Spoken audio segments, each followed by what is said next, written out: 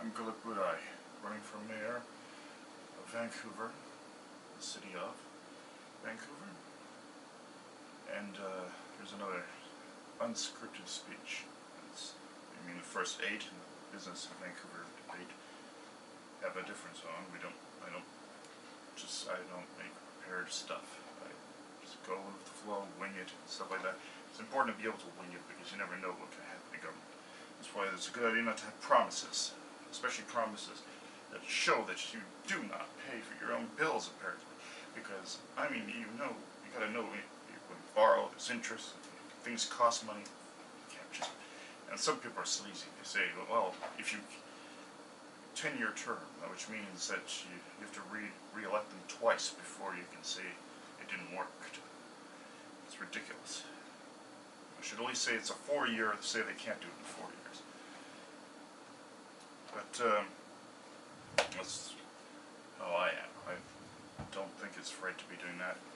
I think it's not right to be making any of these promises, which is like putting a needful thing or strapping it to it with a heavy price that you don't see.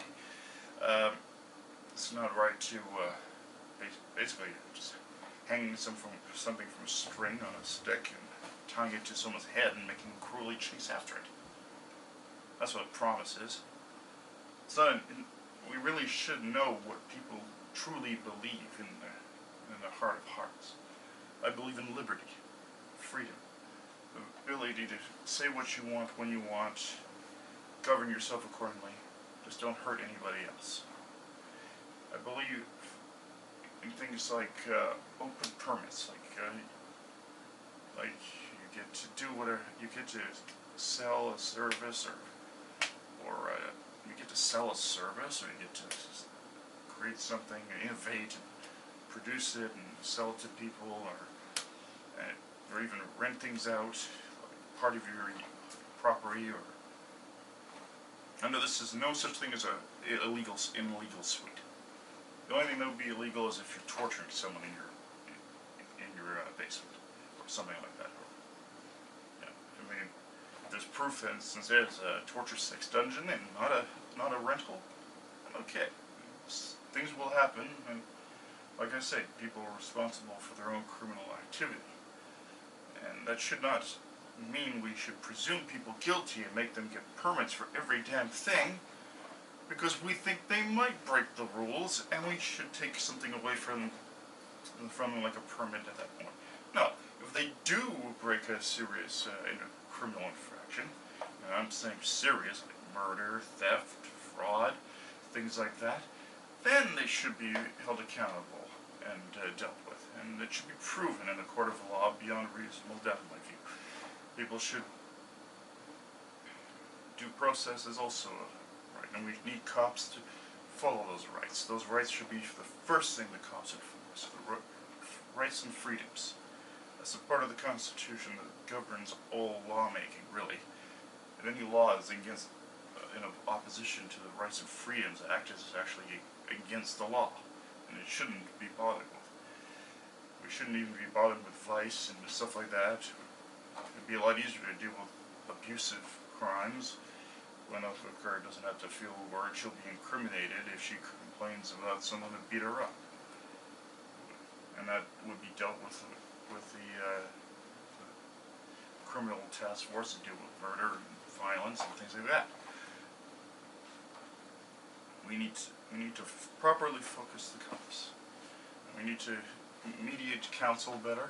We need to make sure there's a total free speech attitude in the mayor's seat. That would be mine.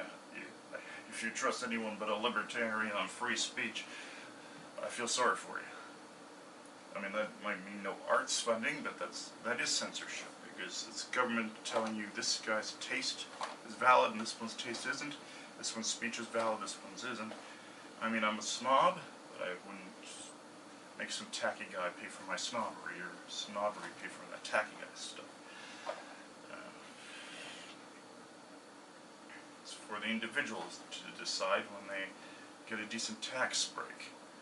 I'm not talking about rebates and things like that, where they hire extra people to divvy up rebate checks and tax credit checks. after you already paid the tax. No, you stop taking more money. And that's something else the open permit would do, because the open permit would be an agreement. It wouldn't be taking money. They'd be giving us 2% of everything they sell, including every month's rent or whatever. And the rental units in this case would have a special situation where they're not actually paying property tax when they're renting out part or all their property.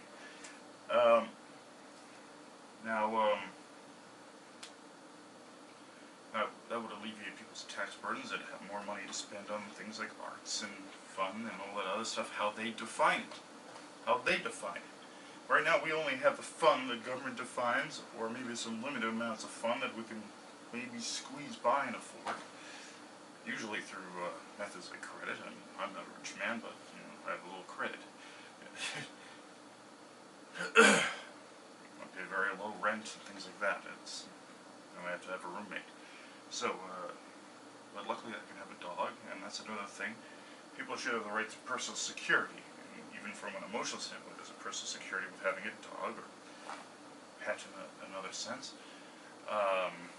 There's also a matter of, a big dog can protect your stuff and things like that. I mean, I remember at West End they had a really hostile attitude towards people owning big dogs. And then they had a lot of robberies. Like, go figure. People will go to the place where they're least likely to get mauled by a German Shepherd at the door and decide to rob it. That's called being bright.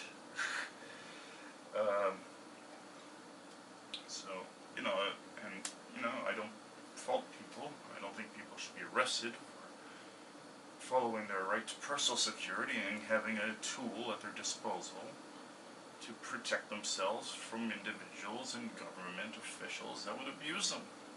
There's nothing wrong with that at all. It doesn't create violence. Largely city density creates more violence.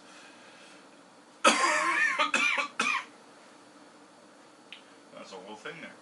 NIMBY, YIMBY, I'm sure there are a lot of rich people, even some old money.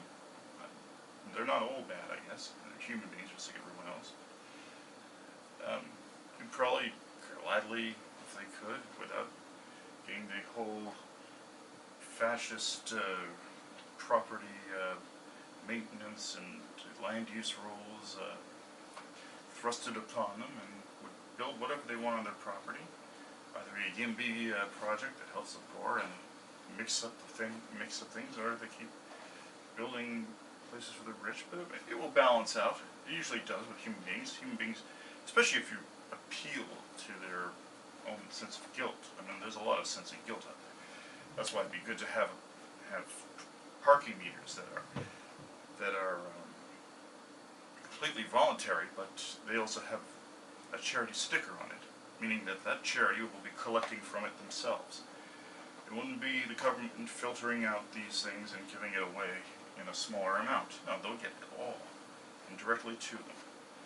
And that's the same thing with any of the property that is still taxed, that isn't being used for anything, like rentals or business operation.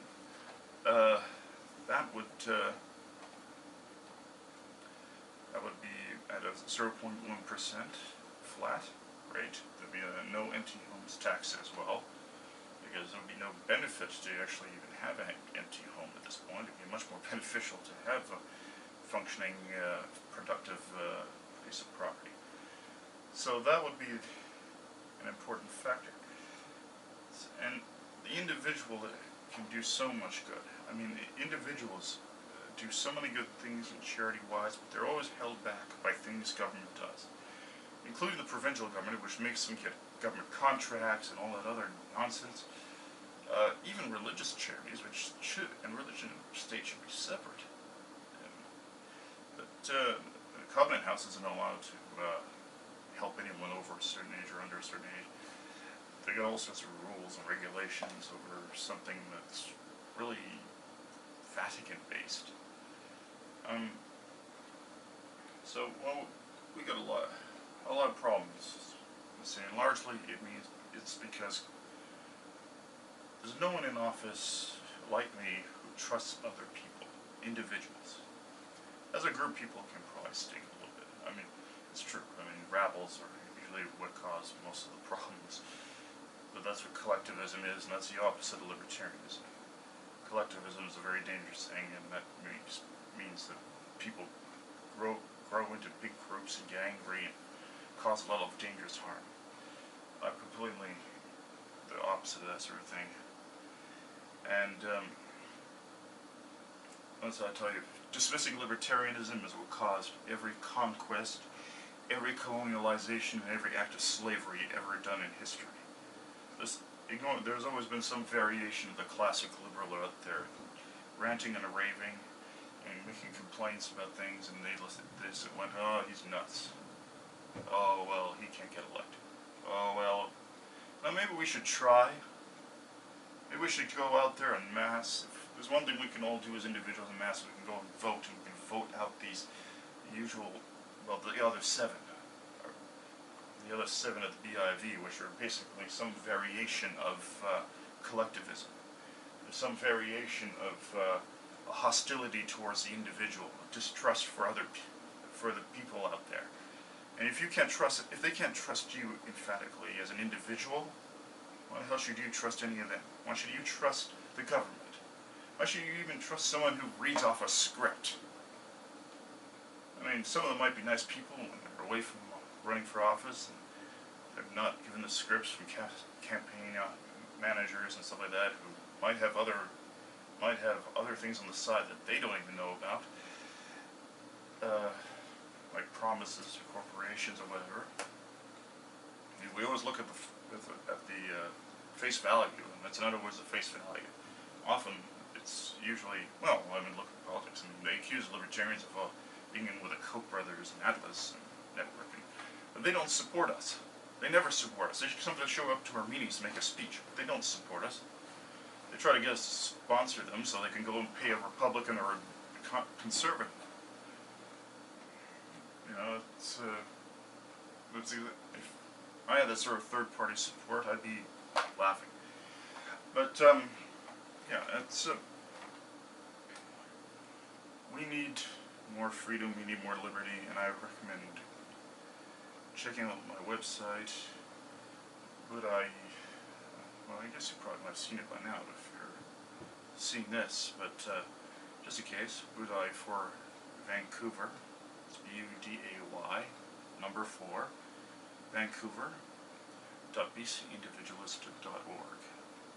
You might see some of the articles on bcindividualist.org anyway, because it goes to that front page. Anyway, but it's a little mixed. Anyway, so piggybacked on another website. So,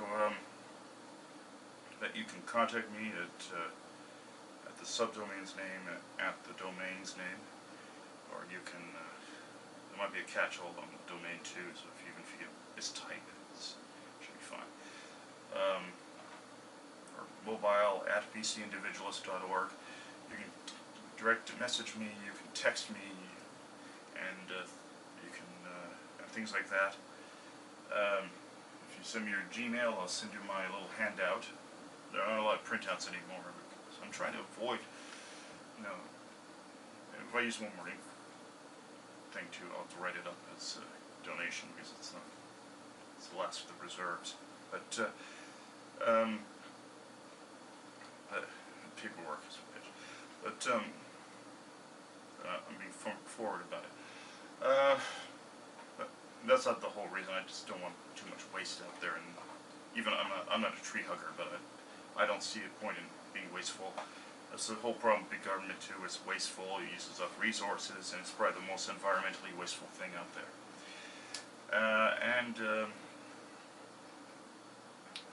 Well, that's that. I can send out something you can see on your cell phone that's basically just like my printed out handout. And thank you very much.